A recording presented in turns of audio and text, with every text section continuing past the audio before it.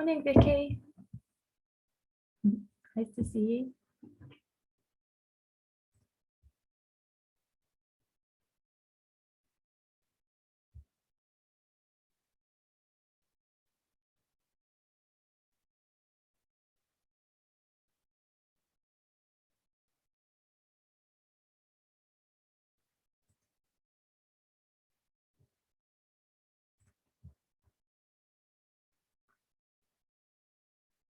Hello, Becca. Oh, hello, Robert.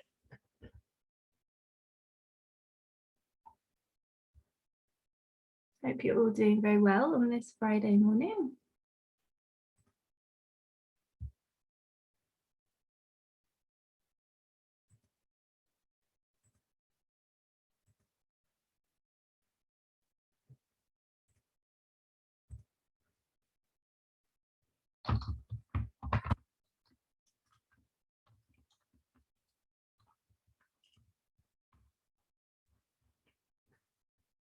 We'll just wait a minute in case there are some more people joining.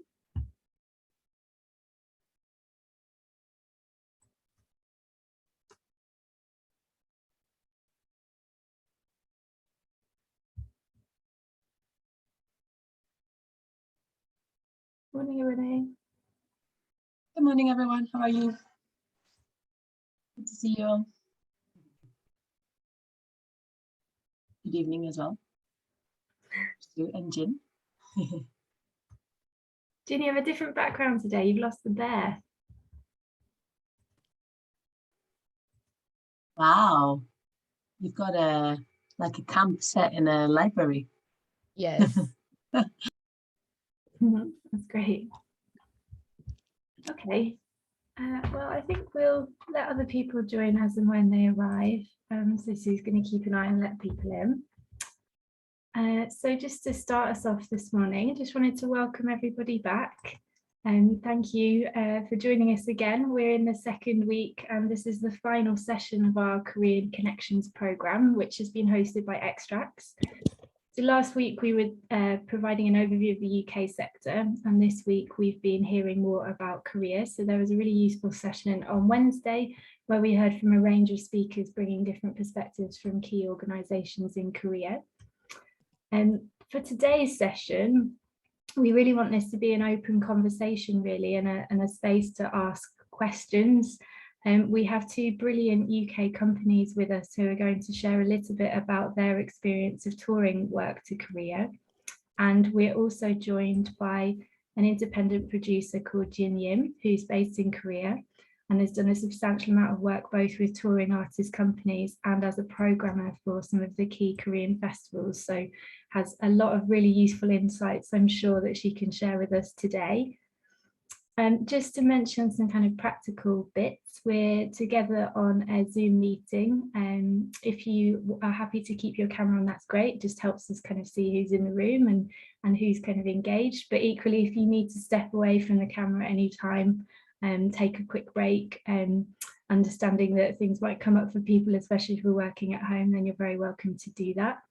We have scheduled a quick comfort break, just a few minutes to let people stand up, stretch and get a drink and so on. So we'll let everybody know when is the time to do that. Please feel free to share questions in the chat. I'd just ask if you could keep yourself muted while other people are talking and just to avoid any background noise.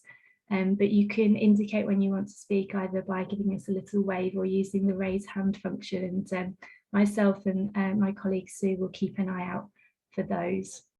So I'm going to hand over to Jin shortly, but before we do that, I just wanted to go around and invite everybody to introduce themselves briefly, just so we know who is in the room with us. So if we start with my colleague Sue.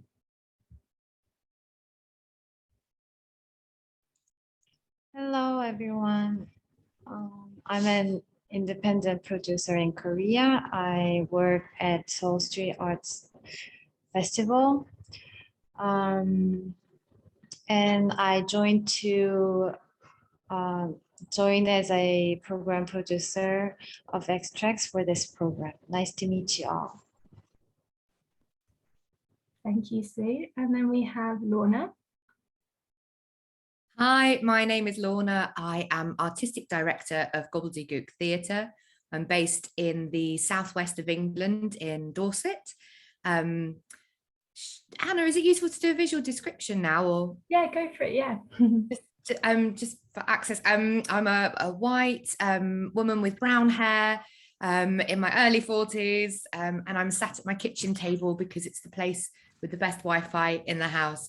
And behind me I have my Soul Street Arts Theatre flash, the banner flash from when we performed out there behind me. Yeah, thank you. Thanks, Lorna. And then we have Olivia and Jan. Hi, I'm Olivia. I'm a white woman with blonde hair and blue eyes, and I'm wearing a Seoul Street Arts Festival jumper. I'm sitting in my living room and I just have a plain white background. Hi, I'm Jan. I'm a white male, short blonde hair, a beard, green t-shirt, and I sit in the same place as Olivia does. We are directors of Jolly Jan, a dance circus company based in the UK.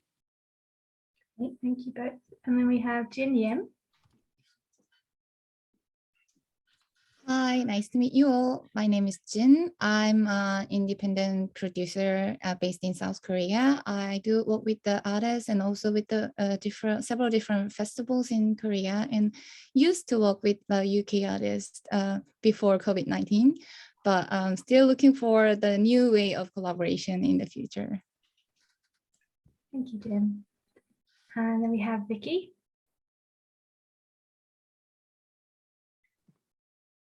Hi, I'm Vicky. I am a white woman in her mid-20s with long brown hair. I'm wearing a black jumper and I'm sat in a very comfortable armchair. I'm the program producer of Motion House. We're a dance circus company based in Leamington Spa. Great, thank you, Vicky. And Robert.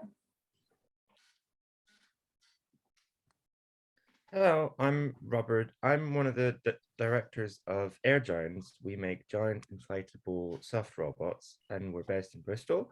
And I'm a white man with brown hair. Great, thank you, Robert. And then we have Becca. Hi, I'm Becca. I work for Trigger. Trigger make outdoor work, large-scale outdoor work, often using puppetry, and I am based in the southwest of England as well. I've got short gingery hair now. It was blonde up until quite recently, and round glasses, and my pronouns are she, her. Great, thank you, Becca. And Nina. Morning, everybody. Hello, my name is Nina. My pronouns are she, her. I'm a white woman in my late 20s with glasses and long blondish hair. And I work at The Place, which is a dance organisation based in London, and we produce indoor and outdoor dance work. Thank you, Nina. And Pierre. Hello, yes, my name is Pierre. I am a white man in his late 30s with the short black hair. And I have my background is currently a remote island somewhere, but I'm actually in London. So that's where I'm based. And I currently produce another work called Lamb by two artists based in London as well, called Eta Mini and Dom Van Hoorn. Thank you, Pierre. Looks very lovely. And Anya. Good morning or afternoon, everyone. I'm a young woman in her late 30s. I'm white and have my hair currently up, blonde hair, long hair otherwise. And I'm sat in my room with a lot of sunshine coming in just behind me, just not on my face, sadly. So I might be backing up a bit just to get the vitamin D. I'm artistic director of Justice in Motion, and we are a physical theatre company based in Oxford, and we do both outdoor and indoor work as well. And yeah, my pronouns are she, her. Thank you, Anya. And Prince. Hello, my name is Prince. I'm a black man in my 40s, but I'm so handsome that you would think I was in my 30s.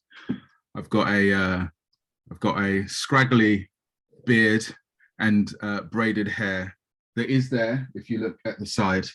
And I am in a room with a very congested background with radiators and other things. My pronouns are he and him, and I work for a hip hop dance theatre company based in London. We produce incredible work that you would be devastated not to see and enjoy in your life. Brilliant, thank you, Prince. And we've also just been joined by Ivan. Ivan, we're just going around and doing introductions, if you're happy to unmute and say hello. Yeah. Morning. I'm definitely not eating toast, so. That's fine. Sorry. We can come back to you, Ivan, if you like. Okay, great, thank you. So we're also joined on the call by my colleague Irene. Irene, do you want to just say hello? Hi everyone, I'm Irene Segura. I'm a Spanish woman in my 30s. I've got long dark hair that's currently wet from an early morning shower. I'm in a bedroom, so I've blurred my background because it's really messy for some of you stuff.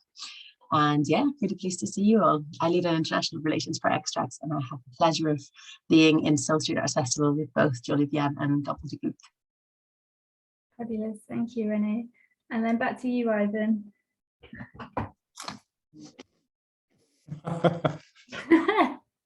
Okay, hello, my name's Ivan Thorley. My pronouns are him and he. I run a outdoor big puppetry company called Puppets with Guts. We have a touring show called The Lips, which is fun and accessible and reaches lots of different people in lots of different ways. And yeah, and various other things as well. So we do sort of heritage stuff. We do a bit of film work. We do a bit of everything. It's quite nice and diverse. So yeah, we're kind of getting inquiries for touring next year, and yeah, really cool to see if we could work together on some stuff. So that'd be really cool. Thanks.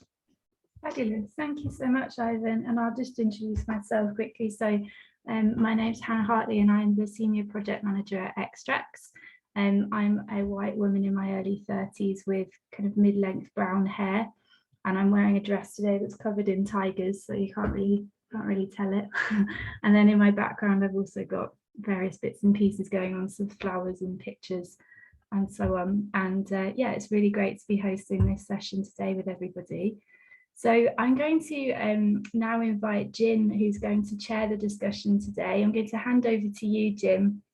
As we've already mentioned, Jin has been working for a significant amount of time in Korea, producing various artist projects and also working as a programmer for several different festivals, and most recently that's included the Pohang Street Festival. So I'm sure Jin can tell us a little bit more about that. And then Jin is also going to introduce our two speakers today. So Olivia and Jan from Jolie Vian and Laura Rees from Gobbledygook Theatre. So over to you, Jin. Thank you. Not like you see me, I am a bit nervous because I'm speaking in English, which is not my language. My mother tongue language is actually Korean, but if I speak something in Korean, I guess only Sue will understand me, or Irene with the Google translation understand me. So I'm gonna speak in English, but please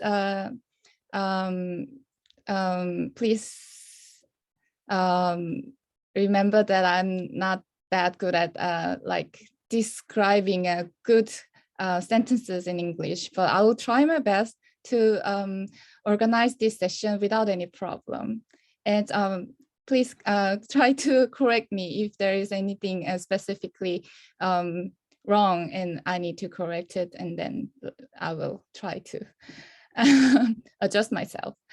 Thank you for introducing me. I am Jin. as I forgot my visual descriptions, I will try to say it. I'm a Asian woman, Korean. I have my black hair, mid-length, and I'm in Seoul in my room, but I put this beautiful background here with the libraries and camping tools inside it, because my room is so messy. I don't want to say it to you.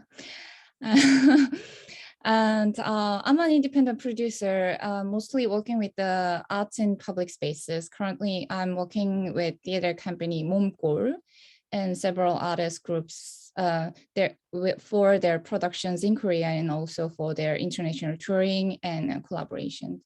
And also I work as a programmer in Pohang Street Arts Festival. I don't think you know this festival because this one is only 4 years old, baby young festival in South Korea. But we do hope that we can broaden our perspective to collaborate with the international artists as well. Thank you again, Extracts, for inviting me here today. And even though we are facing each other through screen, I'm happy to meet you all. This is my part, but later we focus on our conversation from Lona Lee from Gobbledygook. I practiced this, but I'll try again. Lona Lee from Gobbledygook, and also Jan and Olivia from Jolie Young Dance Circus Company. So we're gonna hear their stories and experiences in South Korea. How was it, and how was the process, and what was their findings from visiting Korea, and how was the collaboration going? So I'd like to invite Lona first for sharing your stories. Thank you so much, Jin. And you said gobbledygook brilliantly. It's a strange word to say. I'm just going to share my, hopefully,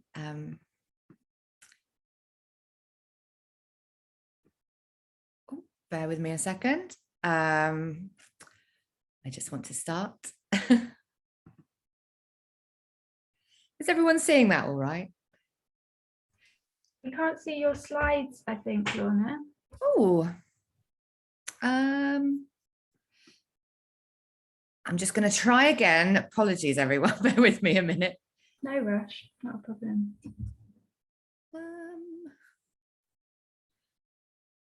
I mean, it says Lona has started sharing her screen, but we don't see anything else. So there is something happening, but. Something happening. I mean, that's good. Something's happening. Lorna, do you want us to go first and share? I mean, how is that? I mean, the thing is, she has to sort it anyway, so. Yeah, I do have to sort it anyway. I can perhaps I can share your slides, Lorna. Just give me 1 minute. I just sort of think it's really nice to have a sense of. Well, it worked in a minute ago, so. Don't worry, these things happen. Lorna, do you want to start introducing your work? And yeah, absolutely. Slides up from my computer. Thank you so much, Hannah. That's great. So basically, I am artistic director of Gobbledygook Theatre, and I run Gobbledygook with my partner Adam Kashan. And I'm also really proud to say I'm on the board of Outdoor Arts UK. We are an outdoor arts company, and we make interactive, performative installations, and that's usually with sound. We tour nationally, and we were on the cusp of doing lots more international touring, and then COVID hit, which was a disaster for many, but hopefully we'll start picking that up again next year. And much of my work is about earth science and just how amazing our planet is. And for over a decade, our mission statement has been around this idea of disruption and joy. We make work for public space because it's democratic, and usually the work we make is free at the point of consumption, often unticketed. So when we went to South Korea, we performed Ear Trumpet over 3 days in the brand new Mapo Culture Park at the Seoul Street Arts Festival in 2017. Ear Trumpet was originally a site-specific piece for Activate's Inside Out Dorset Festival. It was made for this really small English village in Dorset, which is between Dorchester and Bridport on the South Dorset Ridgeway, which is an ancient and important ceremonial landscape. And the inspiration was the Bingham Bumps, which are 6 Bronze Age burial mounds, which supposedly emit fairy music at midday. And the whole piece, oh, thank you, Hannah. It's kind of slide 3, and you can see the Bingham Bumps there in the picture. I sort of considered what would it be like actually if there was fairy music kind of being emitted from the ground, and you know, what could the scientific explanation be? And this idea of ear trumpet was born. How would we listen to that music under the ground, trapped in the geology? And we toured the UK. We were lucky enough to get a Without Walls commission, and we were at Greenwich and Docklands International Festival, and we caught up with Seoul Street Arts Festival, and they invited us to bring the work over. So it was a great kind of a conversation that we had about the piece. The first thing to say that was really, really successful about bringing ear trumpet to South Korea, and if you go to the next slide, Hannah. Thank you so much, was that it wasn't a simple presentation of our work. We collaborated with 2 performers, Mina Kwon and Mr. Lee, and a company manager, Hoyen Kim, who we redevised sections of the piece with in order to give it this site specificity. It was also this amazing opportunity to share our artistic practice with new artists, which for me is the most valuable thing, that cultural interchange and dialogue with new people that we haven't worked with before. If you go to the next slide, Hannah, thank you. So basically, we devised a new South Korean branch of our operation, which is the National Institute for Sonic Geology, just in the UK. And we called this new organization that we were collaborating with, the Society for Lost Sounds. We were very, very fortunate, by the way, to have 2 fluent English speakers in our new cast. Hoyen and Mina were absolutely brilliant at translating the text, doing the rehearsals, and many other things. And I think it would have been really tricky without this support. We pay in our work great attention to set design.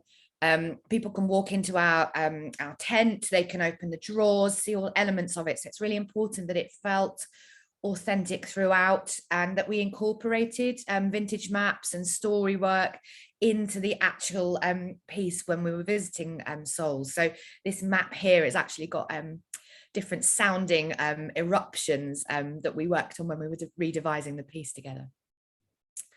If you go to the next slide, Hannah, thank you so much. Oh yeah, you can see the map there. So we did find some cultural difference, and there were also lots of similarities, of course. So I'm a feminist, I'm an activist as well, and that does run through all of my work. Ear Trumpet has this theme of women in science running through it. My character, Dr. Stella Barrows, is in charge of things. And in the casting of Mina, who worked on the briefings for audiences with this character of Roger Millington, I was really, really very clear that she shouldn't take a subservient role in which a tall, white, older man gave her a series of instructions. Now in the UK, I turn up on site in my van quite often, and if I'm with Johnny, everybody assumes that he's the person in charge. Also, if I'm on site with Adam, who's also my partner, people just defer to him immediately, and it's really weird, and it happens all the time, I can't tell you. So some of these things we were sharing about just making work as a woman, actually there was some really interesting things around that.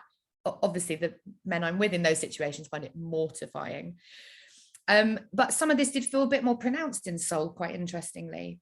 And in Korean society in the early 50s, which is the time period in which kind of ear trumpet is sort of set, Roger would have had far more status conferred upon him than Mina's character. So as a director, I kind of chose to even up these characters.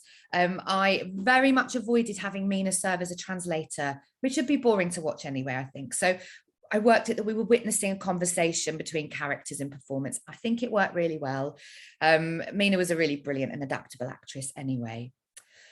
It was also really profoundly interesting that in rehearsal, as a younger woman than he, Mr. Lee asked that I called him Mr. Lee rather than by his first name, as we might in the UK. So it did cause a few raised eyebrows amongst some of our South Korean team. But it was a really interesting kind of cultural cultural thing that went on there in the rehearsal process.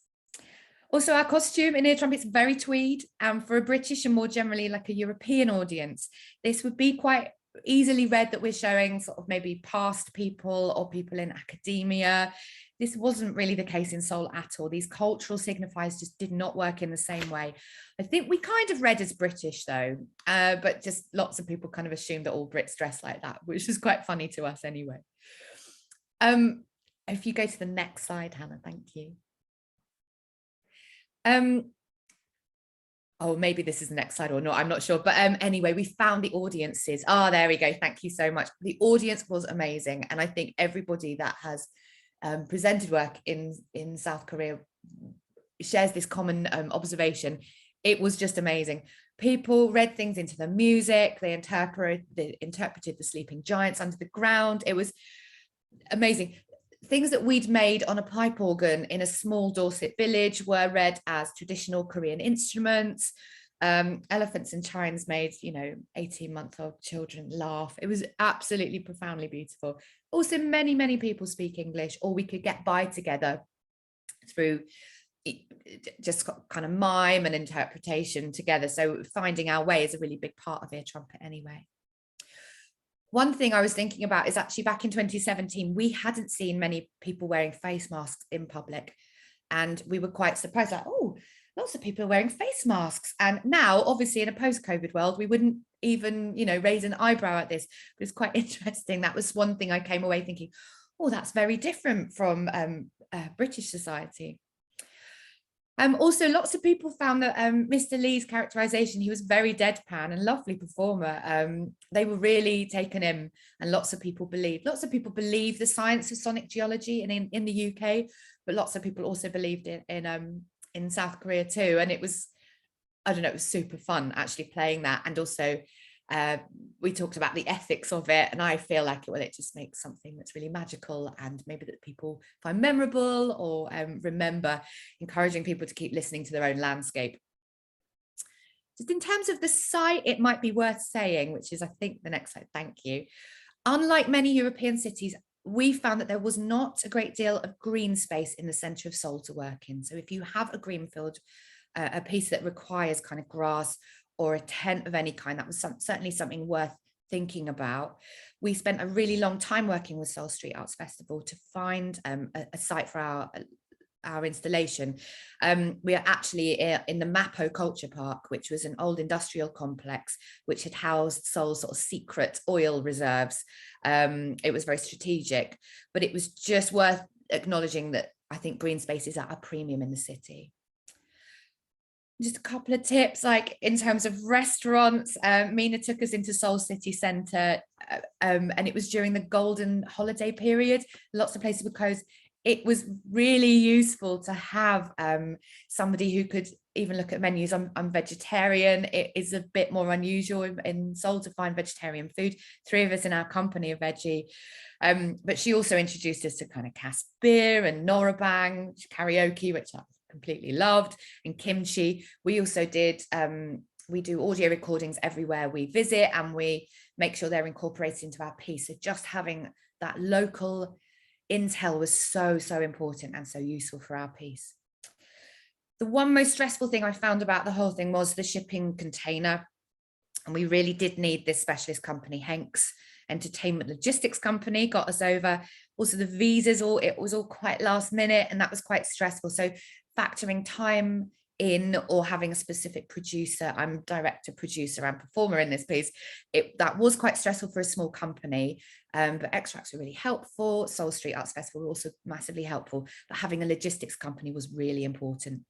The container took about 7 weeks to get to Seoul and 6 weeks to return, and that's a very long time to factor in if you're also touring during a season. So luckily this festival happened in I think it was October, so we were kind of at the end of our season anyway, but it's time to sort of factor in if you're doing like also a light night or using any of the same props or set. It's really worth knowing that. The other tip was do not use Google Translate. I made business cards for my character, which actually declared me to be the president of South Korea rather than just my organization I've made up. So don't do that. Always ask for advice on translation. I'm sure you would. And I think there's another slide, Hannah.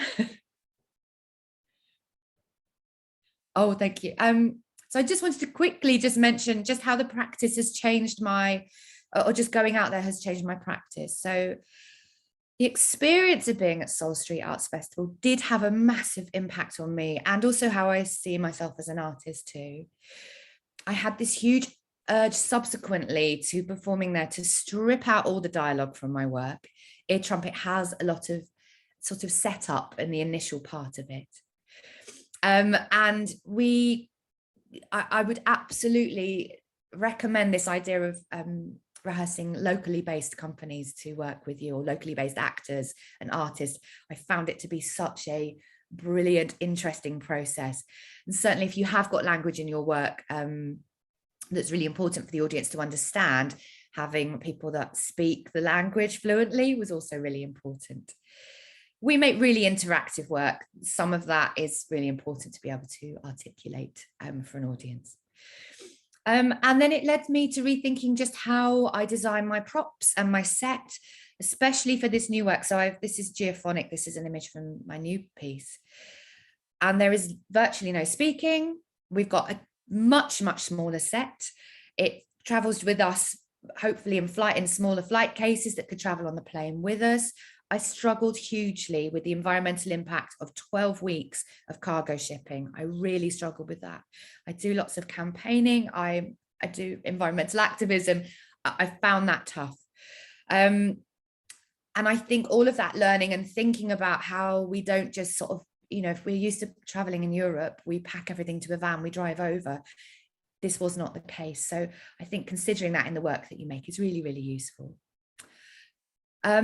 I don't know if you could just go to my social media feeds, Hannah, which is the last bit, as my social media feed. So if you wanted any more information beyond what we talk about in this session today, do follow me, say hi. I'm on Twitter all the time, probably. I'm at the Gobbledygook. And just thank you so much for listening. I think I might have one last slide. There we go. It's Mina and Mr. Lee. It was an absolutely amazing experience. I got so much from being out there, beyond just performing and doing the gigs.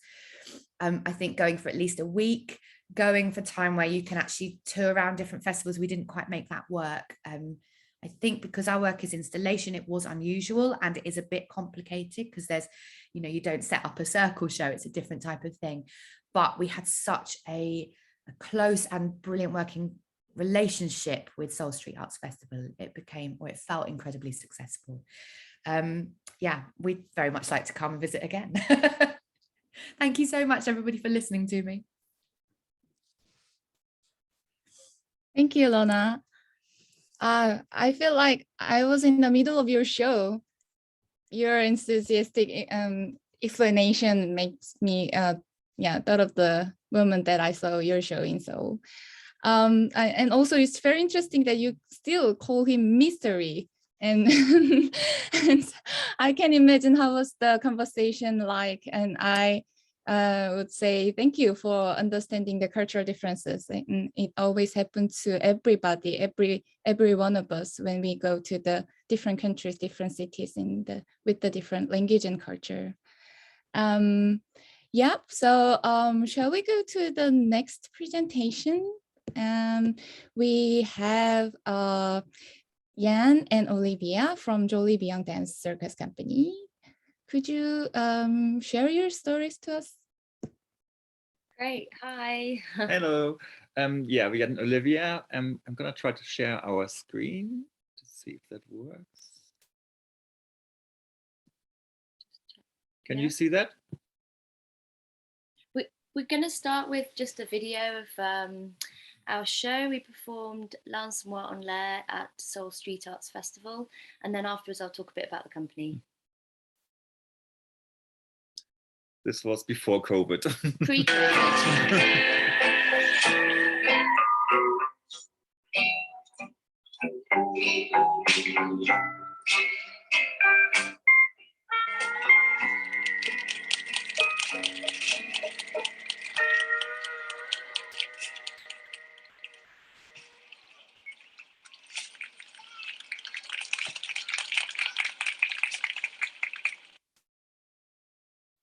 So we're Jolly Dance Circus Company.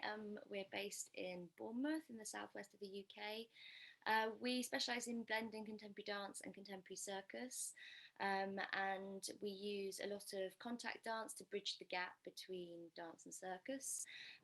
We've been touring indoors and outdoors for the last nearly 10 years, and we tour internationally. Our work is mainly based around ground-based acrobatics, particularly hand-to-hand, mixing with the contemporary dance, and we focus a lot on characters and chemistry on stage between those characters. We always make sure that the female character is equal to the male character. Specifically, the women always lift the men, even though Jan's double my size and weight. I still have to lift him. So that's something that's very sort of important to us. So we've toured twice to South Korea. We went with Dance More, like I said. The show was commissioned by Without Walls. I'm just going to go on to the next slide. And so the first time was 2017. Should I take over? So yeah, we were commissioned by Without Walls, and the show actually was then promoted by Extracts to come to South Korea. So Extracts made the initial contact with Seoul Street Arts Festival. That was our first stop on the 2017 tour. And then I'm probably like saying all the names really wrong, so sorry. We went after that to Seocho, then to Gyeongcheon, Ansan, and Chuncheon. That was the first tour, which was really nice. It took us about 2 weeks or something. And we took after some time off to visit South Korea, but we talk about that later. We came back in 2018 and played at Gwacheon Festival and then at Buyeon Baekje Festival. This time we did a slightly different. So we still took off some time to visit South Korea, but we went in the beginning before the festival. And we explain later why we did this. There are just a few photos. We did lots of different type of sites. So the first video you saw was right in the center square of Seoul. This was another more rural festival. In the night. At the night time, yeah. This was Seoul again. This is the second tour. I think it was Gwacheon, if I remember right. And that was a gorgeous family that we met. We just want to say, I mean, for us, it was just a really fantastic experience. Like Lorna said, I think the audiences were incredible. I mean, as you can see from the video, there were just thousands of people, and they were also sort of keen to be able to get in that space. Everyone sat down at the beginning, and then they had chairs, and then they stood. So we were able to fit lots of people in the square, and the organisation of that was actually fantastic. We felt like it was really well organised for us to come over to Korea. Luckily, we're actually quite easy to tour. We don't have a big set. We didn't have equipment, and I might just add here that since we've been to South Korea, we have actually gone back to revisit our touring shows, and we've made them COVID safe. For us, that's quite easy because we're in the same family bubble, and our second cast is also in the same bubble. So we've been looking at ways to be able to continue touring post-COVID or during COVID. But going back to our experience at the time, we had some really great technical support. We always had a stage manager come with us on our tour. We also had a guide who was really fantastic and translated things once we were outside of Seoul. In Seoul, loads of people speak English, and outside of Seoul, we did find that that was trickier. Let's just go on to the next slide. Okay, so pricing and promoting is always a difficult one, I think, because every company has its own ideas about it. So we always say as an idea, consider size and budget of the festivals, because obviously, like in the UK, Seoul Street Arts is a massive festival, but some of the other festivals are smaller. So it's good to have an idea about where you want to pitch your shows or your presentations, but in the end, it's often down to negotiations. What is really important is if you go as far abroad as South Korea, that you are clear who will cover all the additional costs, because there's a lot. So we didn't have any shipping to do, but we still had visas to look after, flights, accommodation, food, additional transport. there was a lot of things extra which came on top of it. And I know sometimes you get a agreed fee and you pay everything out of this, or sometimes you say, okay, I just want performance fee, and then the festival will cover the other fees on top of that. In terms of like promoting, so we went to a couple of events before, I think, with extracts and with awards, where we met already, I think, Korean producers and promoters. But while we were in Seoul Street Arts Festival, there was as well a couple of events we went to where we met other people there. So we kept in contact with those people. So it's often really good to go to these events and make a lot of connections. So yeah, in terms of adapting your work, like Lorna was saying, you do have to think about text. I did see some shows in Seoul which worked very well still with English text, but again, that's because many people speak such good English. So if you are thinking of touring in surrounding areas, you don't have to go far out of Seoul for the language to be a little bit, the language barrier to be a lot harder. It's also looking at who your audience is. For example, Seoul Street Art was a daytime festival. It's very family friendly. And so there were lots of children. And then in various other festivals, we did also play at nighttime. So it's more an adult audience. So you can just, you would do the same here in the UK, but you just need to think about that as well as the content of the show itself. So, you know, what may be an appropriate content in the UK or Europe may not be an appropriate content in Korea. So you just need to do a little bit of research on just that. as an idea for that. So Lance Moore is quite essential, we would say, and we adapt the show in terms of like where we play and who we play for. So sometimes we kind of like turn the connection down between us, or we can like, you know, enhance it. It depends as well, like now how we feel the audience responds to it, but we take as well in account where we play and which country plays in and how they think about physical contact, for example, and how they think about like, you know, us performing certain things or certain styles of movement. So should I do this? So South Korea is, it's actually quite easy to tour. So we've been touring a lot of different places internationally in the world, and South Korea has been one of the most welcoming and friendly places we've been to. It's quite amazing because you come there and you feel like right away, wow, people are so friendly. The food is different. So I know probably people know about Korean food, but it's quite amazing. I'm still eating kimchi every day. So yeah, kimchi was like my biggest discovery when I came to South Korea. And social life is very important as well. So every time we were out all the time, normally going out for food in the evening or like going for drinks, it's quite a big part of society, which is very nice. So there's a lot of like social interaction, which was really nice to like experience. When you go out more in the rural parts, sometimes it changes quite a bit. So while Seoul is still quite, well, should you say European, yeah. You go out and it gets much more traditional. So you would sit on the floor for food, and there's no menus which are translated. So it was quite easy to like understand menus. We were sitting basically with our phones trying to figure out what was on the menu in lots of other places once we didn't have a guide anymore.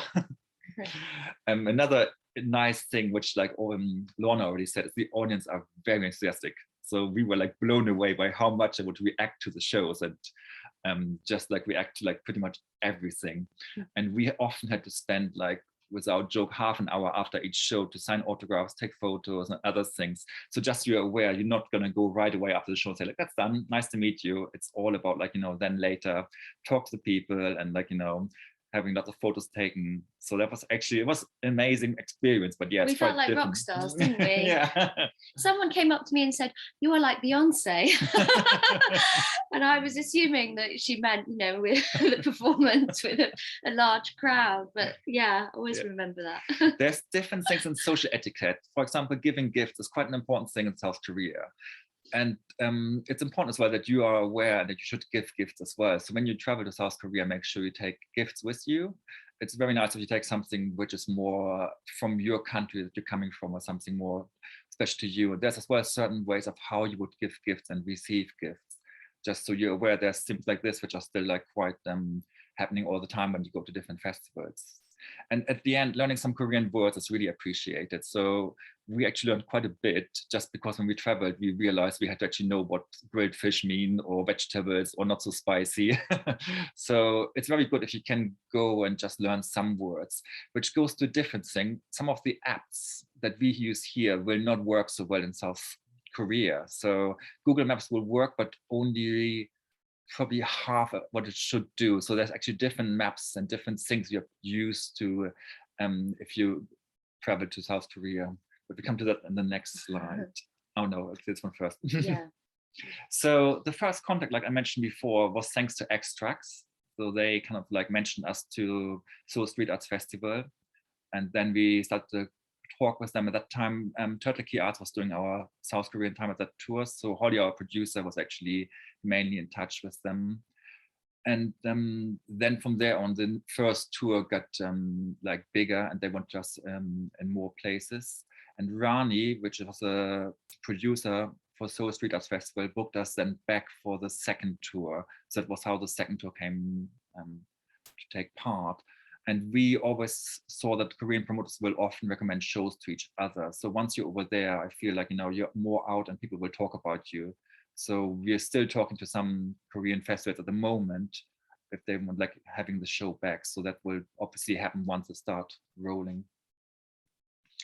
For us, yeah, the challenges, I think the main challenge for us having a very physical show was the jet lag, because the first time we arrived the day before, or I think maybe 2 days before our first performance, and we really struggled because it was actually the equivalent of 3 o'clock in the morning For our first show. for our first show. So we got there, we obviously couldn't sleep, and then we had to get up and do 2 shows that day. Also, it was quite hot, very hot, in fact. So we really struggled with that physically. We'd been on a really long flight. And so from that first tour, we then learned the second time. We arrived a whole week early because we decided to go and visit some places. We were recommended to go to Seoksan National Park, which is stunning, especially in the autumn. And actually, I proposed to Jan at Seoksan National Park in Korea. Luckily, he said yes. You know, we sort of learned from that, and we had a whole week. And on the flight on the way over, we found that in Dubai on the stopover, there was actually a swimming pool, and we went for a little float around in the pool, and that made a massive difference. It sounds luxurious, but for our bodies to be able to then get out and perform, it just made such a difference. So we would really recommend sort of, if you can take your time a little bit, to be able to actually do that. The other thing was that when we were traveling outside of Seoul, and we were on our own without a guide, Google Maps, for example, the writing is all in Korean. So we did actually download a Korean app to learn how to understand Korean, actually learn how to write Korean. And on that app, it helped you to, it was a better translator than Google Translate. So it's just worth having a look at some more local apps and support for if you are thinking about traveling without a guide. But in total, it's a really interesting place to travel. There's a lot of different things to see, and went to see a lot of temples, for example, because the architecture is so different. We went to see amazing beaches. We went to a Korean sauna, which was the craziest. It was like sitting in an oven. We realized when we were sitting in the sauna, there were some eggs cooking next to us. That's how hot it was. So we just, you know, really recommend, we try to embed ourselves in that sort of culture really, and to learn as much as we could. For us, it was about the whole experience as well as just performing. There's definitely some things that we don't have so much as a culture here, like bathhouses and other things that we definitely recommend. If you have time, you should delve a bit more into the culture and learn about it and experience it firsthand. Yeah. Okay. So I think that's everything. Yeah. Thank you. We'll be here listening. for question and answer. Hope we haven't gone over time too much. Thank you. I would say the extra communication with the audiences after the show is very important for Korean festivals and the shows. So I guess you enjoyed your time in Korea with different kind of experiences, and I like how you navigate the cultural aspects of South Korea. So I think we need to have a 10-minute breaks, and then we'll come back to the room after 10 minutes, which is 10 a.m. in your time, 7 p.m. in my time. So you can stay in the room without camera turned on, but if you would like to log out and then come back again, it's okay as well. So we will come back to the room and we will talk about the questions, and also we keep discussing about how is your experiences in South Korea and what's the expectation for the future together. Thank you, Ian.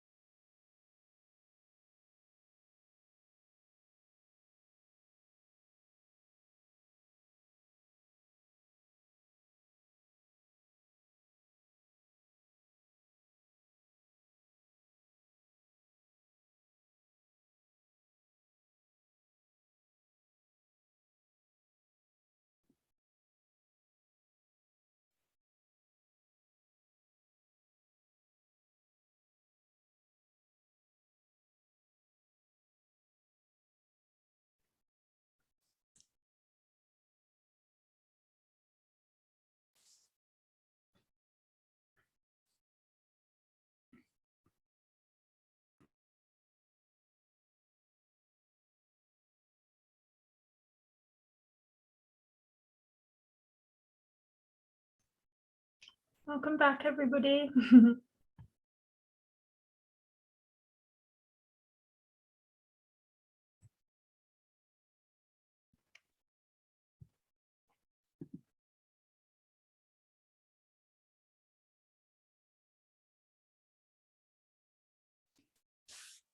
Okay. Did you have nice tea break?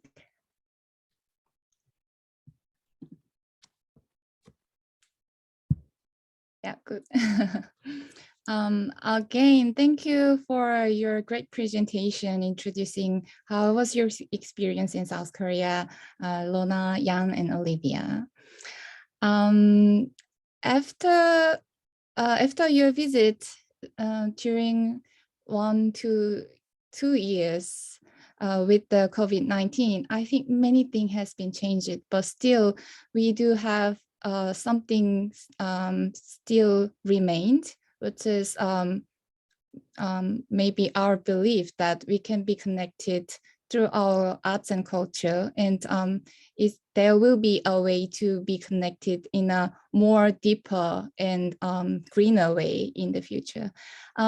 So with this hope, shall we start the conversation with the questions from the participants, and also any comments or discussions, suggestions are welcomed.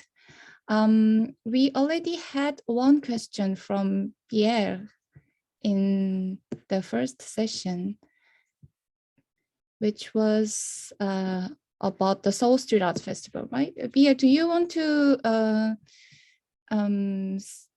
Yeah, I can ask again. Yeah.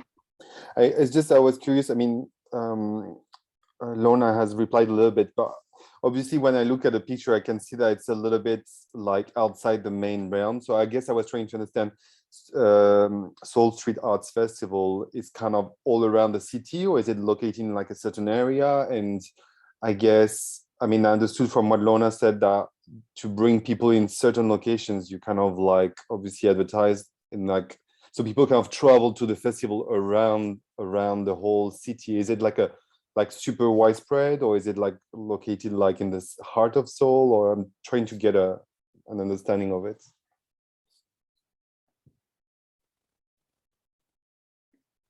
Lona, could you answer for the Pierre's questions? So, I mean, Jin, you might be able to correct me, and Sue as well, if I get this wrong. But from what we saw of work, there was quite a lot of work in the central part of the city, but there were different things happening. So if you think of like a Greenwich and Docklands, there's kind of stuff localized in the center, but there are things happening outside. The sheer scale of Seoul was, and it's enormous. And yeah, I haven't been anywhere in such a huge kind of mega city. It was just so enormous in terms of scale. So I think it's still kind of central-ish. We were still on like subway lines at Mapo, but it was also quite a ride away from where we were staying in the central Seoul, in the Marriott in right in the heart of the city centre. So I think that's why some of those things were ticketed, to make sure audiences knew to come to those places. But we were completely full all the time. And certainly stuff that we watched, there were beautiful big installations in the center of town as well. So people wandering through work. So it was incredibly well attended wherever you were. Audiences were really genned up on stuff, real culture vultures in a way, really made an effort to come and see everything they possibly could. I don't know if Jan and Olivia have other things to add to that. Yeah, I think so. Seoul Street Arts, for us, we were at the main plaza bit, which everything was free, and program ran from morning until evening, just after dark as well. There was some shows which happened in the dark. And there's like a massive road next to the plaza, which had a lot of festivals, a lot of presentations as well on there. So you could go up and down. Everything was quite in walking distance. So a bit like, yeah, GDIF, I would say, very similar. That was Seoul Street Arts Festival. The other festivals were quite different. So we did a lot of mixture. For the first one, the after Seoul Street Arts Festival, Seocho was a small venue, and it was something for the Winter Olympics that happened. And we were just part of like, a presentation. So we had like some officials from the Winter Olympics there. We had the mascots there, things like this. And then we played a couple of different venues that ranged from, like up on the streets, into parks, into football fields, very different areas. But it was all sort of surrounding area of Seoul. But like Lorna says, it's also huge that it was the Seoul Street Arts Festival itself was quite localized for us, but then the surrounding 2 weeks we took, we sort of traveled to different places outside of Seoul. So I think most of it was like in 2 hours drive away from Seoul. So we got chauffeured from different festivals. I think all the festivals we did were free, and I think we're part of a culture program because we toured with a couple of different other companies. We toured with the Finnish Belgium company, which is part of our tour, and somebody else as well, wasn't it? That was the first time we went there. The second time we went for 2 different festivals. One was, I think Guachum was mainly in 2 bits. So there was, no, actually more. There was one in the high streets, and we had a pitch which was like close to like a fountain in a beautiful park, which is very nice. That was open as well for passerby to come and just stop. And back here, I think was a light festival. Light festival. So that was a massive festival in the center of a town, which lights everywhere, very beautiful, big installations. And as part of this light festival, we had a stage, which 2 stages close to the castle, where there was a program going on in the evening with a couple of different presentations. So it was quite varied. So there wasn't really one thing, it was very varied of like what we played.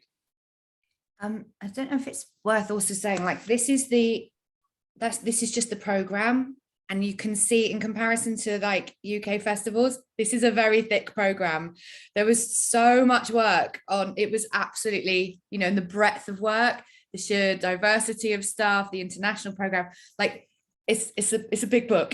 So there's a lot of stuff they were programming in the center and outside as well. It was a really gorgeous program to be amongst. But you know, Gandinis were out there too. There was a huge amount. Maybe add to the answers that Lorna and Olivia Yan feedback. I may say there are 2 types of festival which is dealing with the outdoor walks in South Korea. Maybe the first one is the festival, which is mainly focused on the outdoor theaters, outdoor shows in a site-specific way, and also try to make a localization of the productions in their center to present the works to the audiences of their city. But the other one, the second one, maybe the other kind of cultural festival, which is sided with the outdoor works. For example, like a Baekje that Olivia mentioned, is also the case of that. But slightly, we have more festivals like the second options these days, because the festivals are recognizing that the outdoor works are more with the inclusion and the diversity in a public spaces. So they like to invite the artists which is doing the art in public spaces for their gesture of embracing the diversity in a city, in the spaces. And I see some comments in the chat as well. And if you have any questions, you can, Pierre. Sorry, I've got too many questions. No, I have one question and one more like a reflection. One question is more about the financial, like in terms of how did you bring the work there? Because sometimes the British Council gives money, sometimes the festival gives money, sometimes the Korean embassy or the British embassy, or so just trying to understand financially how you made it work.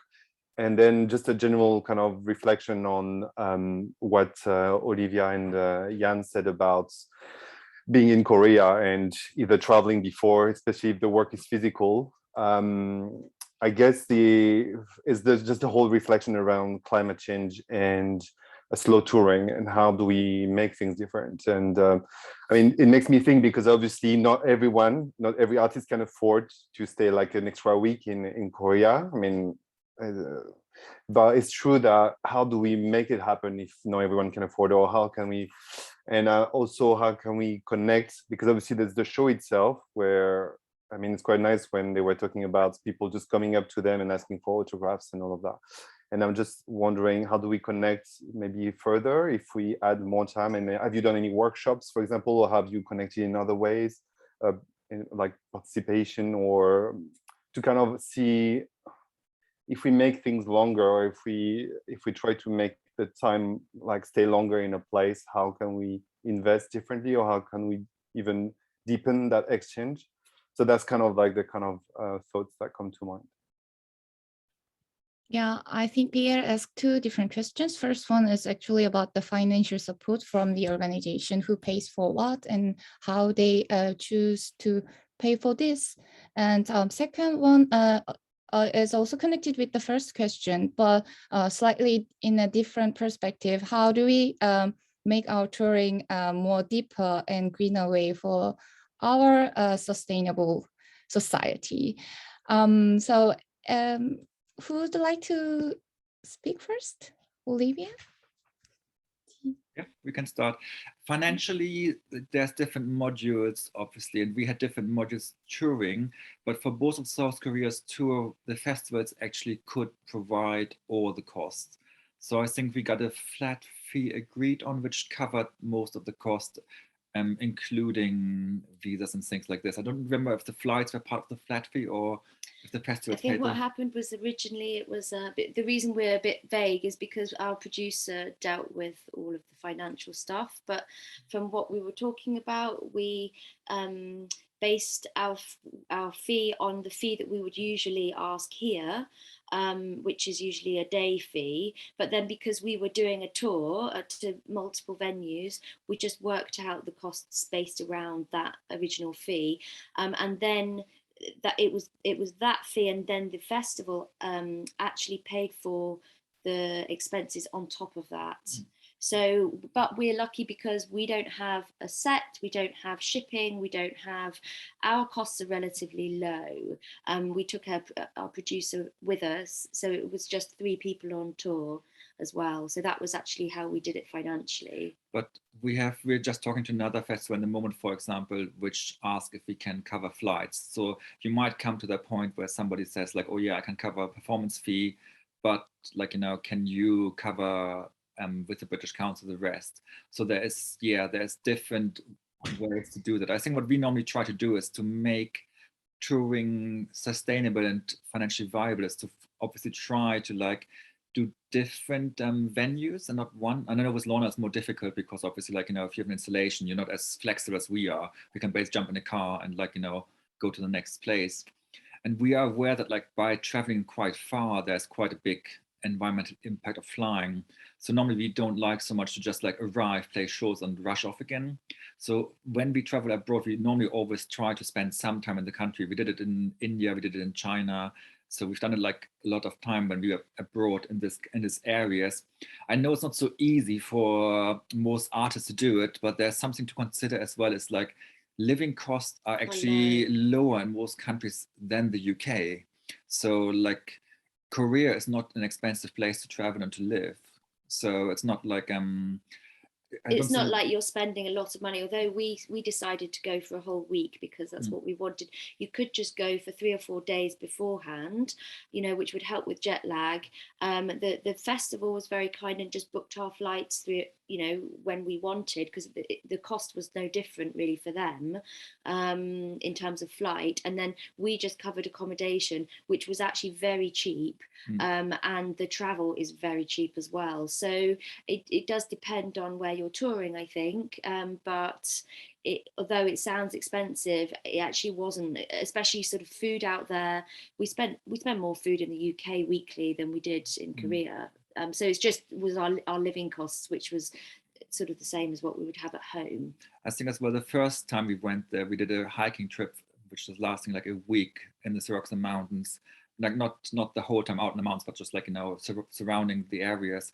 We hardly spent anything because we just slept in a tent. Yeah, so you don't have to spend money in terms of like what you want. You can don't obviously have to be in a 5-star hotel. No, you obviously can if you want to choose, but like, you know, so life is not crazy expensive. I think, yeah, we're looking into like, different alternatives, but I mean, flying for the moment is the only alternative. We really have to like reach faraway places like South Korea. So we have to put up with this and just think about like, how often we want to do this. And like, when we do it, that we make sure it's not just for one, like, big thing, but hopefully for more festivals. We normally offer workshops when we tour. We didn't do workshops in South Korea, but we did, for example, in China. We offered quite a lot of workshops, and we did a similar thing there. We played, I think, a week-long festival. So it's not only like, one day there and then back again. Yeah, no, the workshops and the getting into the community, Pierre, is something that we're just really, really keen. Like Jan says, it just feels like it makes it so much more sustainable, but also it really enriches that relationship between the two cultures and the two countries. So I would say just try and do as much as you can, try and see the place and try and get involved in local workshops. Sorry, just I see Anya's got a hand up, but I just wanted to kind of come in there and just ask Jin really about her thoughts on, how festivals in Korea, do you think there's an appetite there for festivals to engage British artists in kind of more community embedded programs and workshops? And I suppose it's interesting to kind of think, as an artist, how do you make that proposition? How do you introduce that to a festival and try and set up some of those relationships? Because I think what Olivia and Jan is saying is really interesting, but it can be quite hard to think about how to approach that. And I wonder if you feel that festivals in Korea are open and already doing that kind of work and interested in it.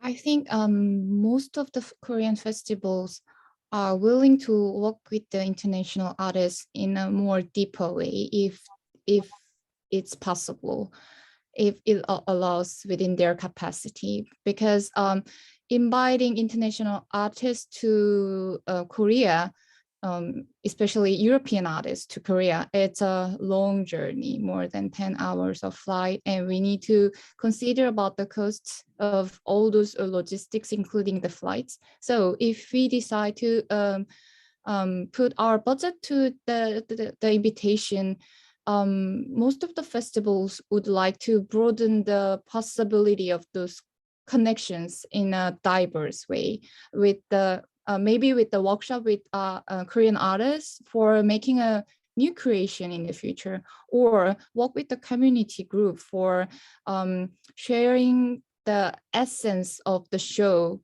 in more deeper way, so that the audience can be welcomed in the show without any alienation.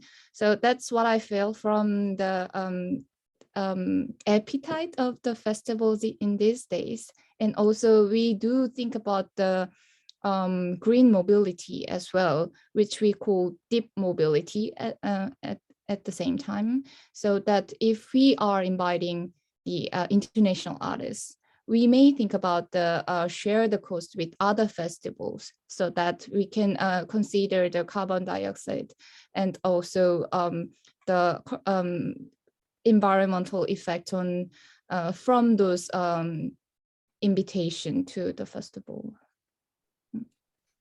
And just to add to that, from our point of view, we worked really deep. There was a really deep collaboration, like even in casting, we brought, we actually let the festival cast actors for us. And that was quite a leap of faith in terms of, as director, that's the thing you do. So it was really weird, but so fruitful, and such a fruitful process. So we did some really deep work, and that felt massively beneficial for my own practice, and hopefully that for those artists that we worked with. We changed the show, we rewrote pieces. So we spent a week. I could have spent a lot longer, would have liked to have done, but and maybe would have liked to have gone to other places. And I think rethinking our practice in terms of all of that feels really important, and to keep thinking about what the environmental impact is.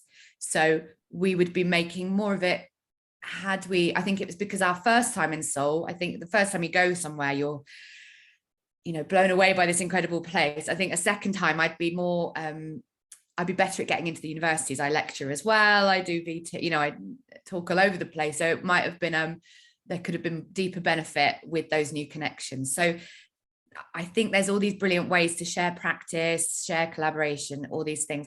I think that's really important part of any of us taking work out there or anywhere actually to sort of offset this environmental impact that we're having by flying. But it did mean we also took less cast on those flights over because I was casting locally based performers, which was part of the consideration for that at a really basic level. Yeah, thank you. Anya has been waiting quite a long.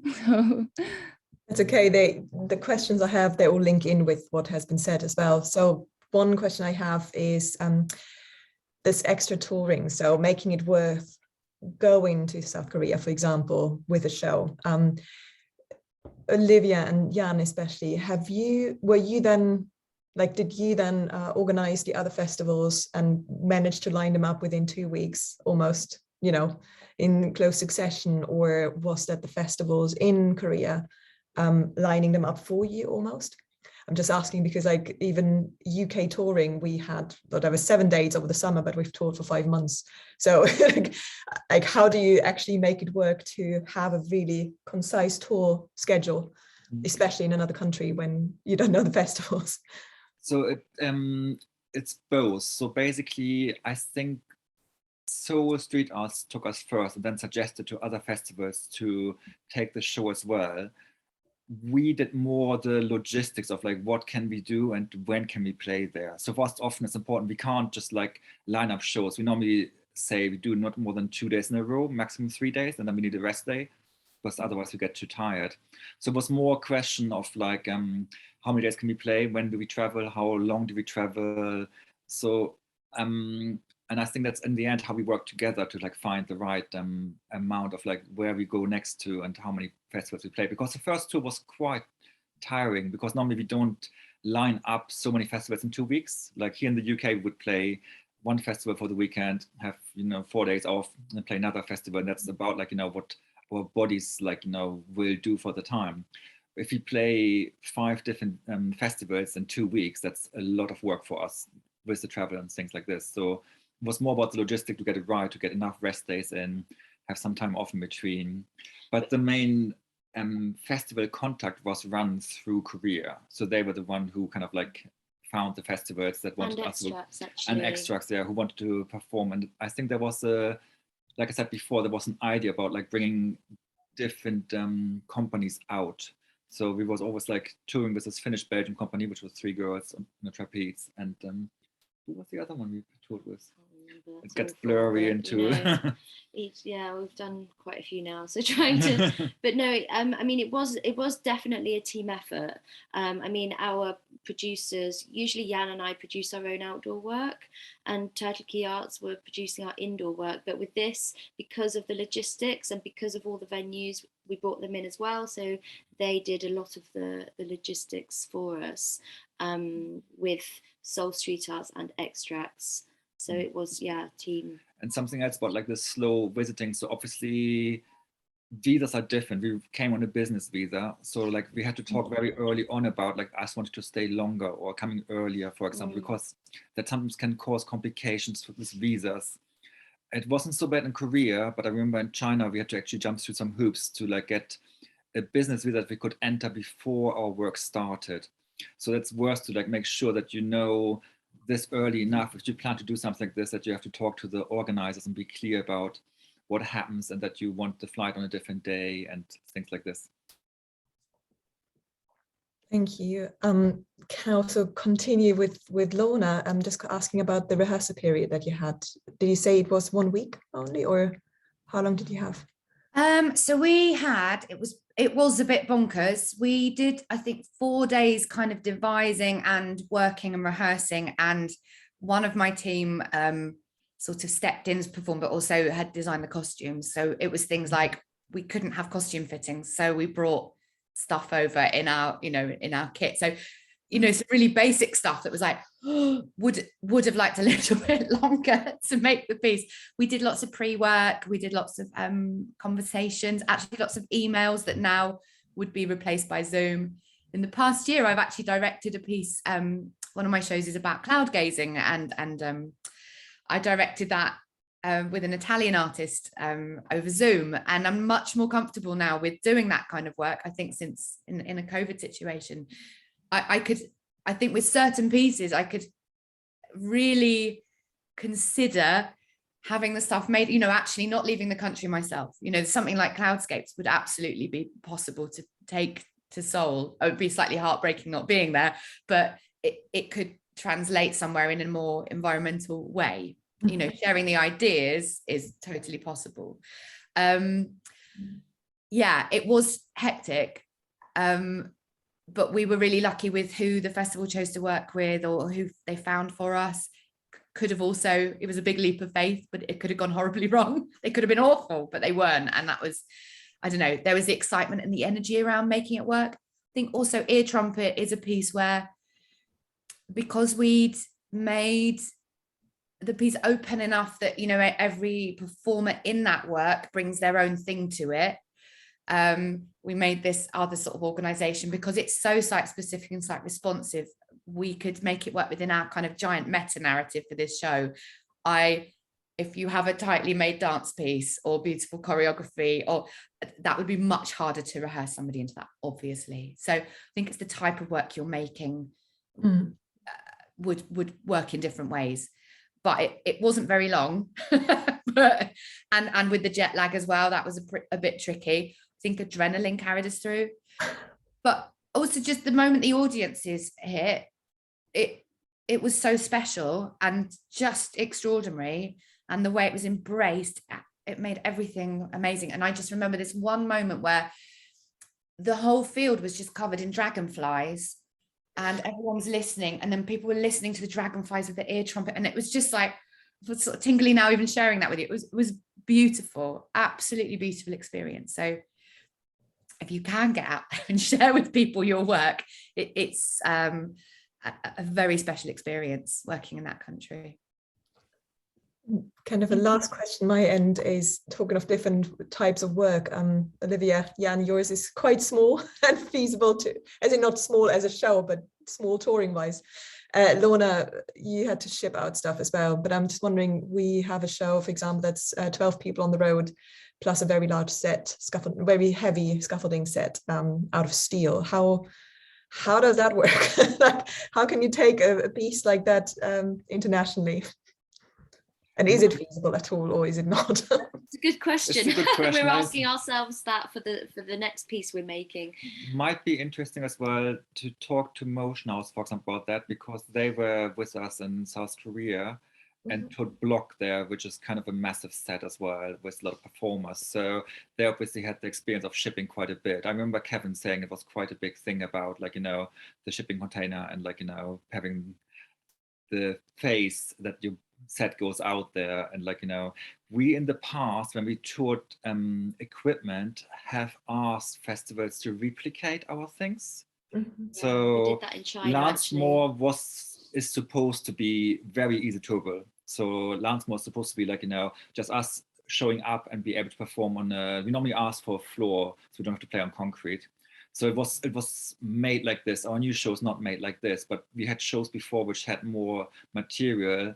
And then it's good to sometimes ask the festival if it's cheaper to recreate and build the set in the country, which often is not so expensive as you would think. Then, like, especially because I know your set is the scaffolding. The scaffold, yeah. You will probably be able to get that as well in South Korea. So, like, you might have to ship it, and then you would come down to just tour the performers.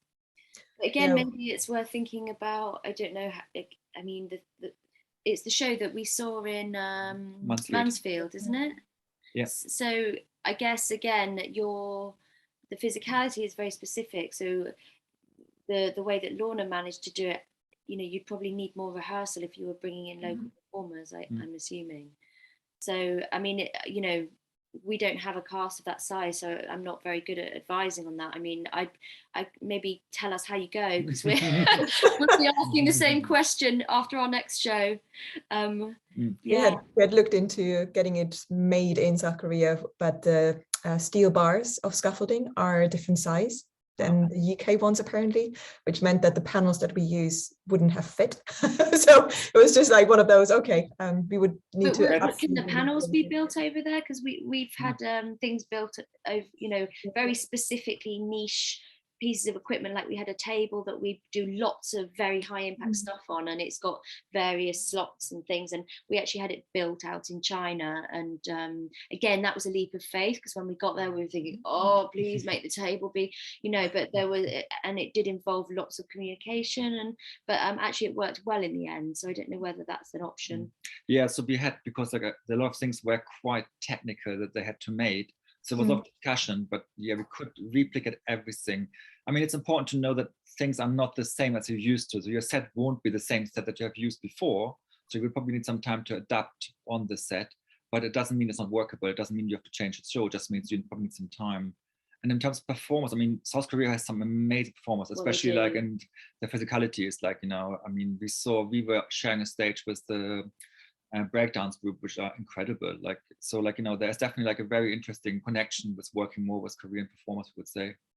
So I was just about to add to that, Jan's point. Like I do think, although I've got, you know, performers that I've worked with for years and were really upset not to be going to South Korea with us, it was actually really amazing to work with new people.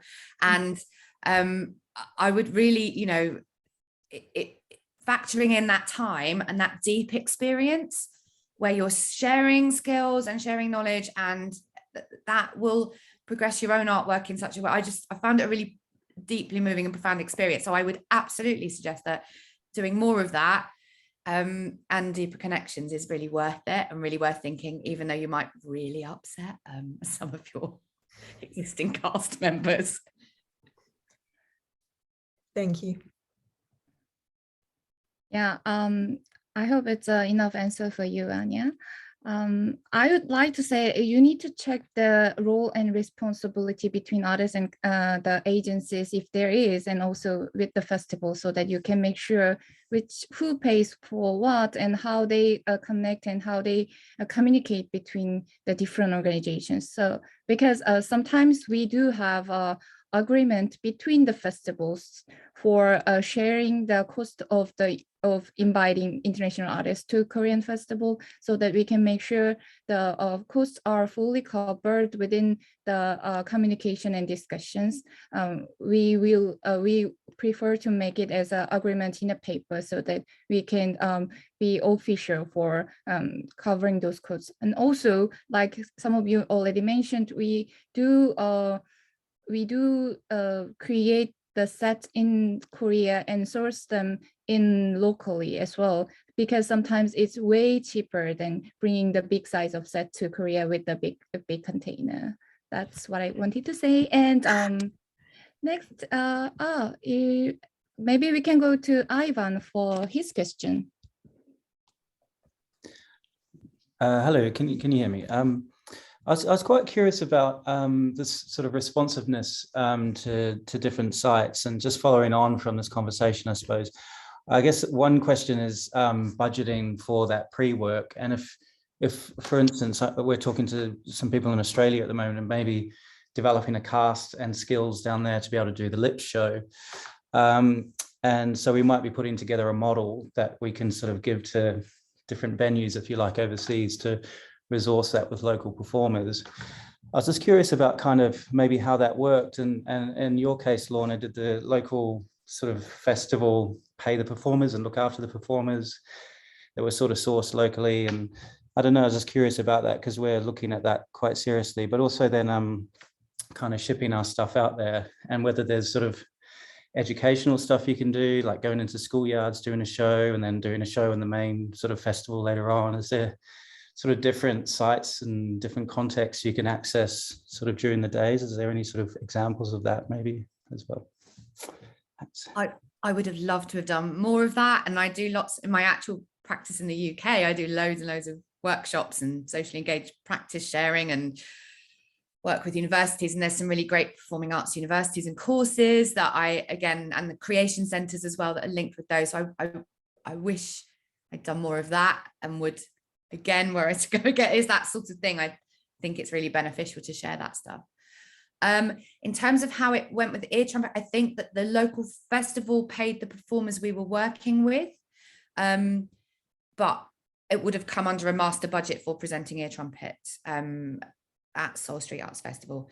Were we to go further, then we'd have employed, because we did speak to another festival in South Korea. I think because our work is, it was certainly a bit weird. I mean, it's a bit weird in the UK anyway, what we're doing and the installation days and things like that. So I think it was just a little bit too out of people's comfort zone for programming it for that festival as well. I think there's just so many different models of doing it, but I would absolutely encourage people to think about how you can make the most of that experience. In terms of getting the work involved in getting your kind of work, your site responsive work, or paying for that, we always factor that into our cost of presentation of Ear Trumpet, because there is a lot of pre-work. So I factor in company days and days for me to go out and do that artistic sort of site visit side of things. I think also, I don't know, I think it's the commercial model as well, isn't it? It's like, if I invest the time up front now to make this happen, will I get enough gigs to kind of make this pay off? And I suppose that's the other thought process in certainly something like doing cloudscapes elsewhere. It's been, will this pre-work pay off? And yeah, it has done, and it will do if it gets picked up enough. So I don't know if I don't know if I'm the best comparator to ask about that, but we definitely went, this is such an opportunity and such an exciting opportunity to do something new. We kind of went with it. And yeah, there was a bit of additional cost, additional days that I paid, that I kind of factored in. Probably did more work than that, but that is often the case anyway. And it is potentially the kind of thing that would be, it might be useful to get additional funding, say British Council or something like that, but they're often tight on resources themselves. Does that answer your question, Ivan?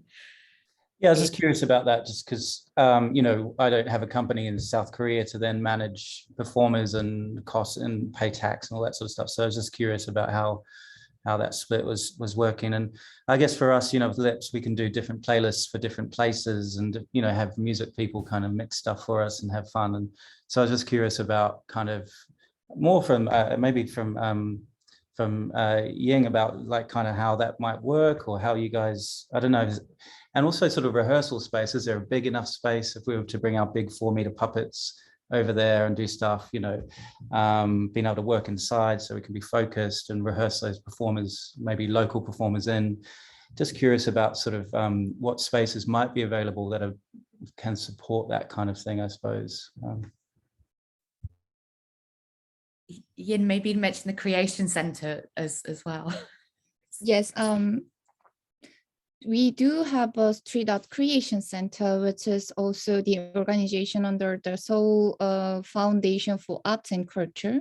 It's a factory for all those different creations in arts and public spaces, including the atelier and also big studios, and with the residency area as well.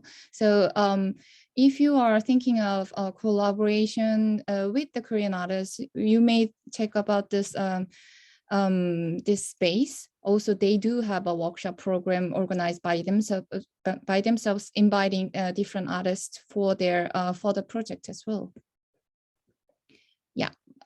So we got Nina's questions.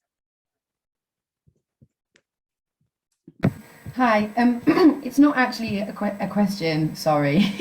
It's just speaking to some of this, to some of what people are talking about sort of building sets in other places. And Irina has asked me to share a bit of what we're doing at the moment with Future Cargo, which is the Reckart and Rosenberg show that I am looking after at the moment. And we are currently in the process of franchising that show. And we're doing that with an Australian production company. So in answer to your question about sort of like who is responsible and paying taxes and funding it, essentially, we're kind of still mid-negotiation. So it's not a done deal at the moment. But essentially, the plan would be that David and Frauke would go to Australia for 2 weeks to help recast and sort of remount the show. One of the performers would go for 3 months and would tour on a visa for the sort of like maximum time that you can like have a fairly easy to get hold of visa apparently in Australia, and then would return to the English version back to the UK, and then the Australian version would tour for 1.5 years across Australia and New Zealand, and the production company would keep all of the income and the fees, and Rekha and Rosenberg would take a sort of small percentage. So it's kind of and that would allow us to keep touring in the UK, but it would be a completely, so the place have produced the UK version of the work, but it would be a completely separate version essentially that would happen in Australia. And there's conversations about how David and Frauke sort of like quality control the work and make sure that it still is there, that you know, that the work that they want it to be in the same way that they do with the UK show. And there's questions about sort of royalties for other people that are involved, like the creative team and the production company, and you know, like it's not simple. Like contractually it's difficult, but I would say that the thing that is making it like possible for us is working with an Australian production company and sort of like handing it all over essentially is the way that we're approaching it. So I don't know if that's useful to share, and we would love to do that in other countries and specifically Korea. So that's kind of the ambition once we get the model up and running, is to do it elsewhere. But yeah, that's sort of where we're up to at the moment, if that's helpful to share. That's really helpful for me, because yeah, I'm looking at a model to do that, and so yeah, I'm maybe I'll chat to you about it. Thank you. Thank you, Nina. It's very useful.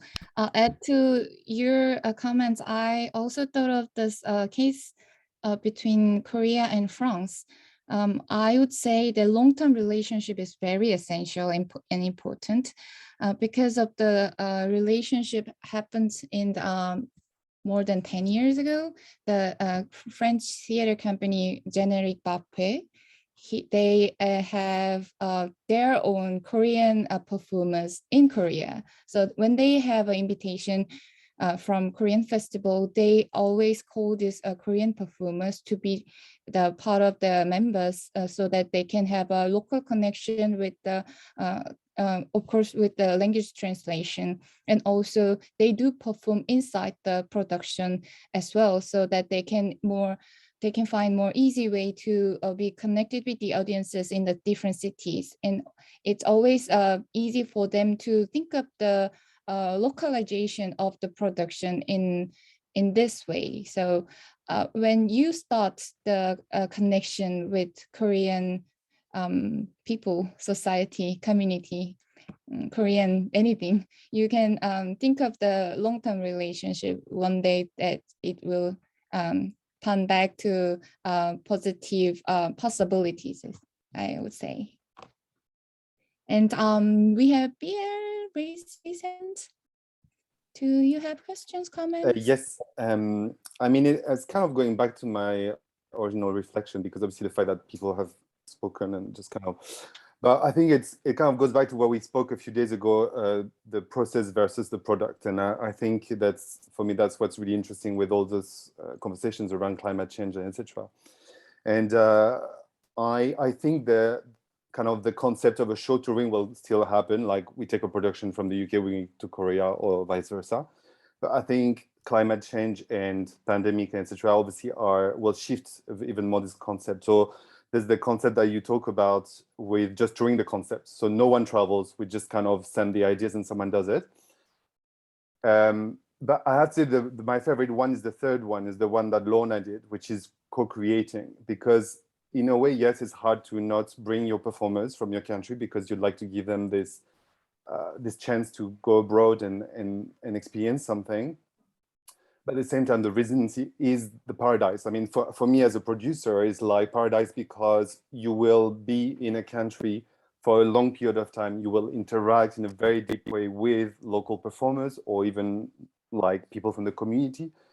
together you will create something. So you will learn from them and they will learn from you. And there's and this is like quite exceptional. I mean, like for those who've experienced it, it's like something quite incredible. So just think of Ivan, for example, his thought. I mean, I think it's great. I think if you're able, I still believe it's good that like at least 1 or 2 persons travel there, you know, 3 maybe, just to have a team, because I think this human interaction is still very important. Having like this human meeting and eating with people and spending time with them and understanding how they live, and this for me is really where you can make a difference in terms of just really having something something long term in terms of what people will remember of your show and of yourself and of your company and of your culture.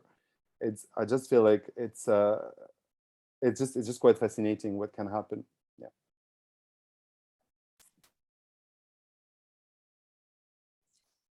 Yeah. Sorry, I've just jumped in. Pierre, are you producing Glam? Yes. That's exactly the kind of show I could see working so beautifully with a mix of South Korean performers and some of your existing company. Like something so special could happen, I would imagine, with that particular piece. It would be so beautiful to see. So I could see that model working particularly well for something like that. And again, with the lips, with South Korea, you know, and music as well, and that cultural interchange, because that piece could do any, you know, so many different things with it. It'd be really exciting. And also because karaoke or Norabang is such a huge, particularly those 2 pieces, you know, the lip syncing, the kind of performance to existing audio content and music. It is such a huge part of the culture. We found, so we were told, for Amina was just a delight, but we went to some Norabang lounges. I love karaoke anyway. And we had the most exceptional time, and that the major religion isn't Buddhism or Islam or Christianity in South Korea, it is Norabang. And I'm not sure if I'm saying the word right, but we had the most amazing time in South Korean karaoke booths, and it even made it into Ear Trumpet in the piece Under the Ground. So I could see those shows particularly having a massive relevance for South Korean audiences and performers. Sounds like Pierre and we should do a show together over in North Korea. Oh, sorry, South Korea. Sorry, not North Korea. But I was quite curious about also just there's lots of opportunities to kind of go into schools. Like we had a school choir come and sing with us in Great Yarmouth, which just gave so much energy from from an area that hadn't had a lot of arts engagement.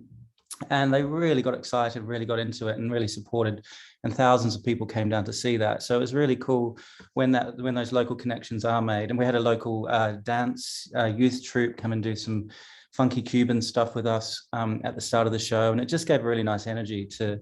So we're super interested with our big puppets as sort of being these responsive temporal things that we can create kind of activities around and connections around. So yeah, I think the more you reach out, the more it can feed the work. So for us at least. So yeah.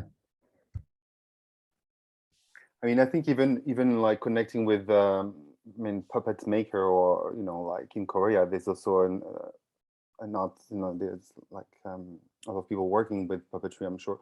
So it's how, I guess you have to kind of decide who you want to connect with, or do an open call, or see how it works. You could connect with artists or connect with designers or with like people just from the community. So I think it's just different approach to it, but I just feel like you learn so much from the culture, and you bring it back with you, and then it really inspires you. And I think that's the beautiful part of like being abroad and performing abroad, is being with people, and it changes you really. It really changes you in that sense.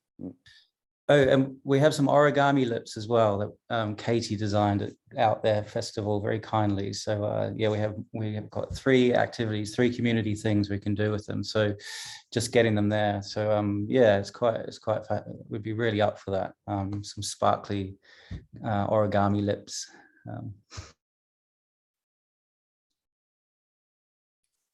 Hannah, do you want to add on something? Yeah, I just it's slightly going off topic. It's really interesting what everybody's saying, and particularly about that kind of point around slow touring. And I think kind of we've been having a lot of conversations at Extracts and through Without Walls as well about kind of sustainability of touring, and actually thinking, you know, coming at it from a different perspective and thinking of it as a set of creative parameters which provides an interesting challenge to artists in a way to kind of think about how you work differently, which I think is kind of what Pierre was sort of alluding to a little bit in some of his comments. And I also just, I don't know if Prince is still with us, but I was just very conscious that on Wednesday's discussion, we ran out of time for some of the questions that came up, and Prince had been asking about the appetite for hip hop and contemporary dance in Korea. Hello, Prince. I just wondered, Prince, do you want to kind of add to that? And maybe it's a question really for Jin to sort of reflect kind of what sort of current trends and things are festivals interested in supporting in Korea? Yeah, not really anything to add. I think, like you said, it really is a question around trends and appetite.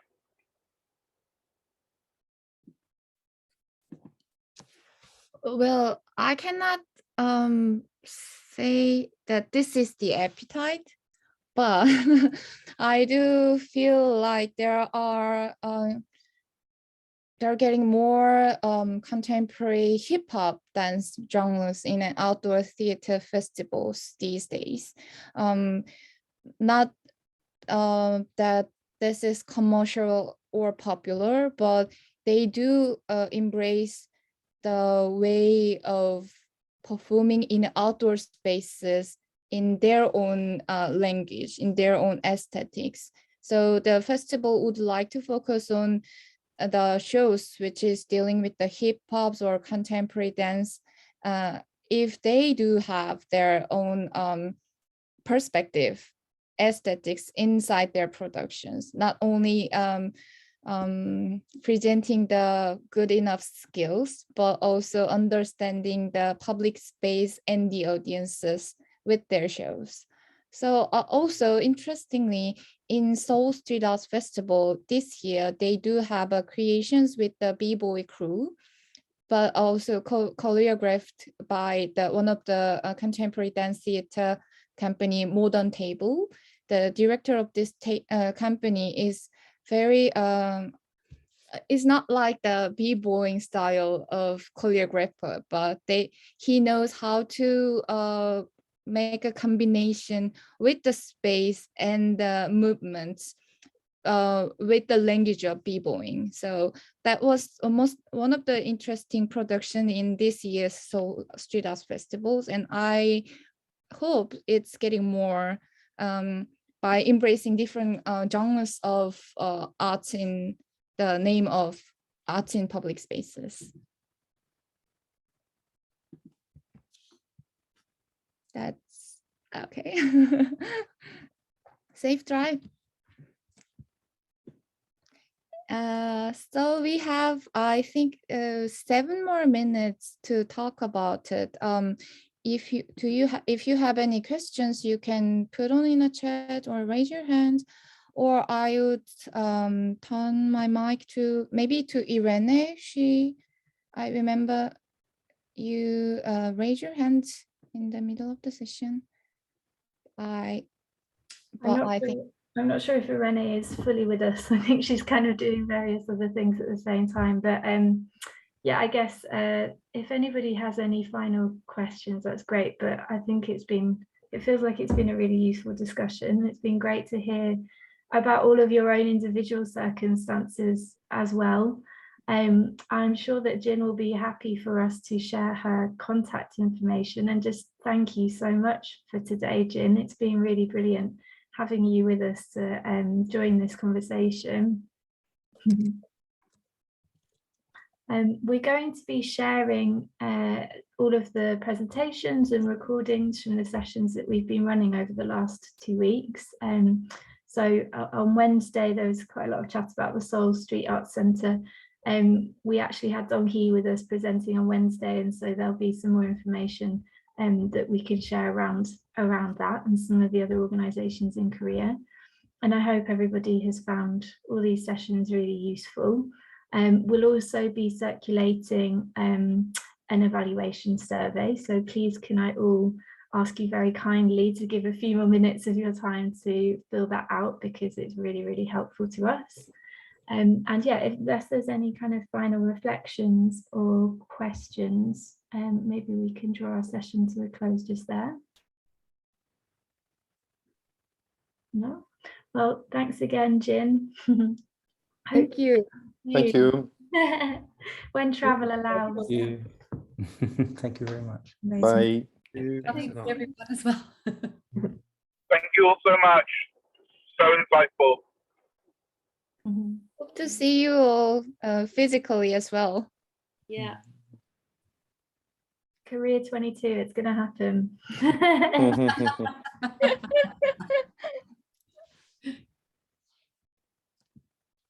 Bye.